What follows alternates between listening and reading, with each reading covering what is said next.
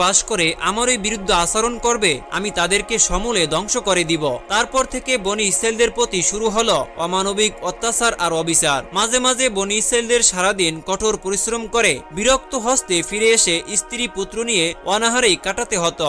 অনেকেই পাপিষ্ঠদের অত্যাচারে অতিষ্ঠ হয়ে দেশ ত্যাগ করে চলেও গেল। একদিন আল্লাহর ইচ্ছায় হঠাৎ নীল নদের পানি শুকিয়ে গেল।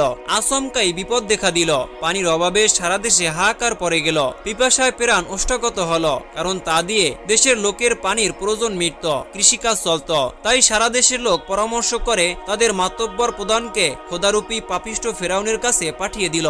মাতব্বর প্রধান এসে ফেরাউনের দরবারে কাতরভাবে জানালো, আপনাকে আমরা সবাই খোদা বলে মেনে নিয়েছি, নীল নদের পানি শুকিয়ে গেছে, আপনি দয়া করে জলদি যদি নীল নদের পানি না দেন তাহলে আমরা কেউই আর বাঁচতে পারবো না। তাছাড়া আপনি যদি অতি সত্বর নীল নদের পানি প্রবাহিত না করে দেন তাহলে আমরা কেউই আপনাকে খোদা বলে মানব না, বিশ্বাসও করব না। বনি ইসরায়েলগণ বলেছে, আমরা যদি তাদের খোদাকে স্মরণ করি এবং কাতরভাবে প্রার্থনা করি তাহলে খুব শীঘ্রই নীলনদ পানিতে ভরে যাবে।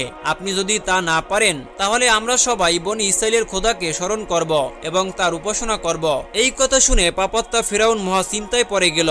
এতদিন নীলনদ তার কথাই শুনেছে, এখন হঠাৎ করে অবদ্ধ হয়ে গেল। তারপরে ফেরাউন নীলনদের কাছে গেল। ফেরাউন বারবার নীলনদকে পানি প্রবাহিত করার আদেশ করল, কিন্তু এক ফোঁটা পানিও প্রবাহিত হলো না। আর তখনই ফেরাউন ভাবতে লাগলো, তাহলে কি উপায় হবে?